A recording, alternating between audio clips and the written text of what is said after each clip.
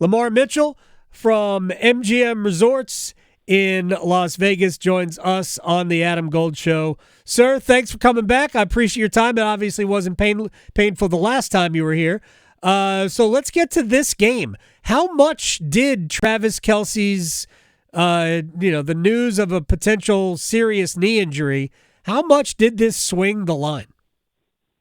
Yeah, it's been crazy since we heard about this. We were at 6.5, and like you said, it's gone down to 4.5. Believe it or not, the money is still about even on this game, but the ticket count, we're looking at Chiefs are about 2-1 in favor of the Chiefs. But it's been crazy since they announced that Kelce was out, might be out, might play. Just typical Monday night or typical football. Right. Is that unusual? I mean, a 2-point swing in a line seems like it's kind of extreme to me, unless it's a quarterback. No, you're absolutely right, and that was what I was going to bring up. Is typically that's a big swing for somebody who's a quarterback.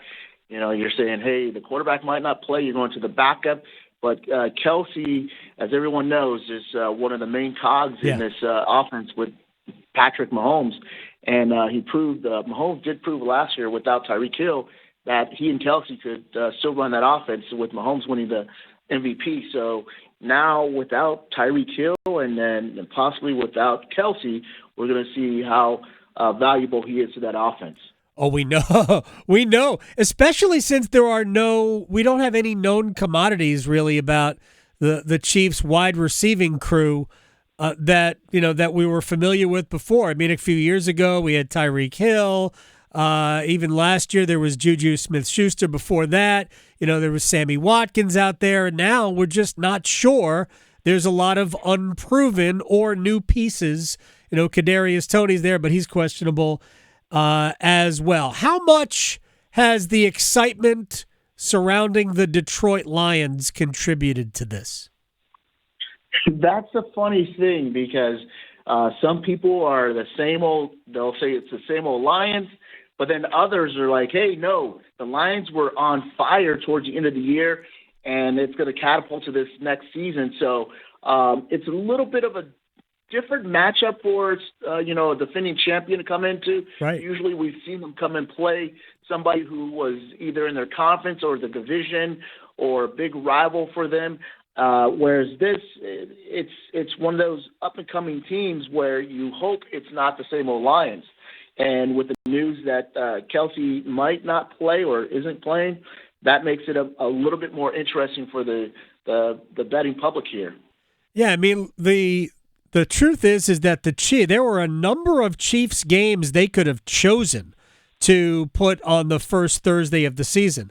They could have chosen the Bills. They could have chosen the Eagles, a rematch of the Super Bowl. They could have chosen the Dolphins or the Bengals. There were a lot of games that would have absolutely been slam dunks, and I think everybody went, really? The Lions? But as you pointed out, I mean, the Lions were dynamite down the stretch. They denied Green Bay a playoff spot with that win at Lambeau Field the last weekend of the season. Lamarr Mitchell from MGM Resorts is joining us here on the Adam Gold Show. Was there anything better for the sportsbook in the offseason than Aaron Rodgers ending up with the Jets? Probably. That's outside of the Cowboys. Everyone is Cowboys this, Cowboys that. But that probably was the biggest storyline for us here in the books all summer long is Aaron Rodgers to the Jets. And the fact that they were on Hard Knocks, that was great. It was absolutely, obviously coming down to the season, everyone is going to be ready for the season tonight. But that just it makes it more impactful. Oh my gosh! I mean, there's so many Jets fans in the media that it's been endless hype on television.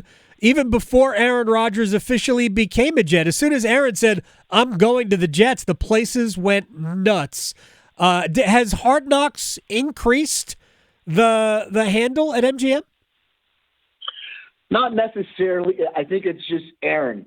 Okay. Number 12, who's now number 8. It's just Aaron.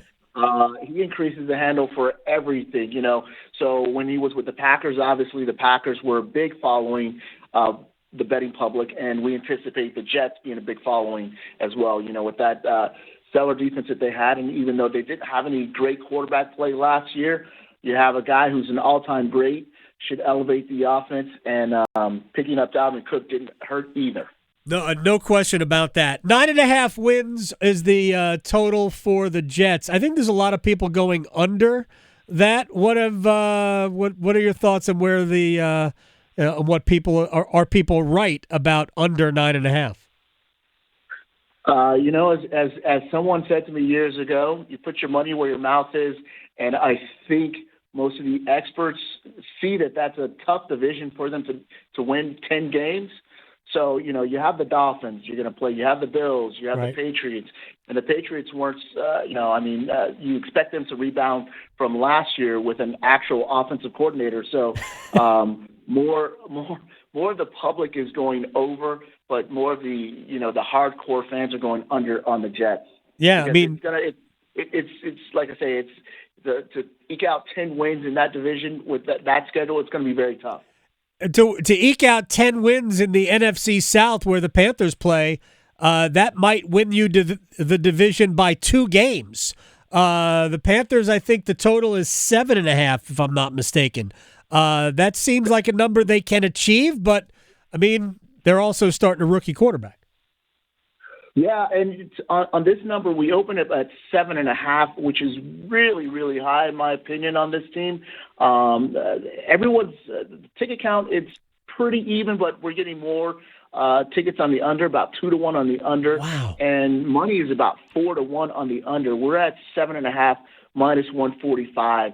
And like you say, with the rookie quarterback and, even with some of the best rookie quarterbacks, you don't see that turnaround right away from a team that has the number 1 pick. You've seen it before with Cam Newton there. He yes. put up great numbers his rookie year, but they didn't.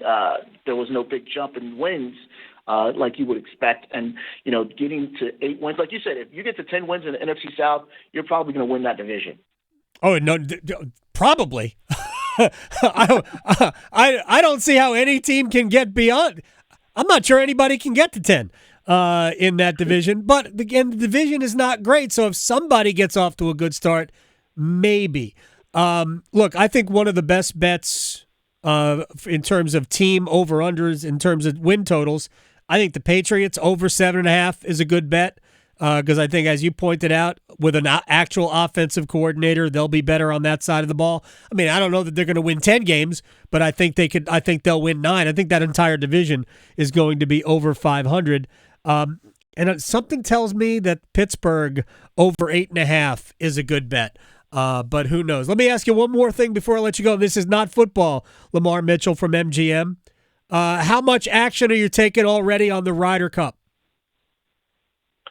That's I will say not as much as we would take on the Masters, because we actually have the Masters up year-round. Right. So with the Ryder Cup, we'll get more action closer to the event. But Masters is definitely, bar none, the most single bet golf event we have all year. Lamarr Mitchell from MGM Resorts. I thank you very much for your time. We'll talk to you soon.